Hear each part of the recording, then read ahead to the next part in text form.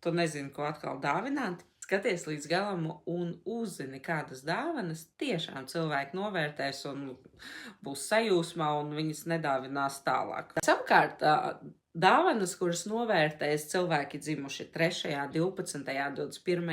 un 30.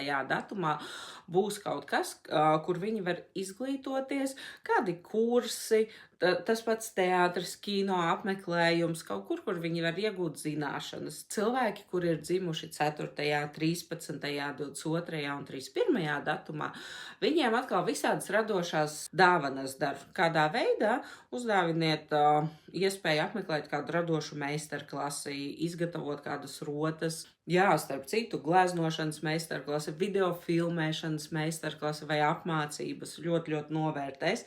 Tāpat forši interesants, patīkams taustē blociņš savu ideju pierakstīšanu. Saglabā šīs idejas, lai tās var izmantot gan šogad, gan nākamgad un uz katru drauga dzimšanas dienu, un aizsūta arī saviem draugiem, lai arī viņi zina, kādas dāvanas visvairāk novērtēs, un iekomentē, vai manis nosauktā dāvana ideja tev patiktu atbilstoši tavam datumam.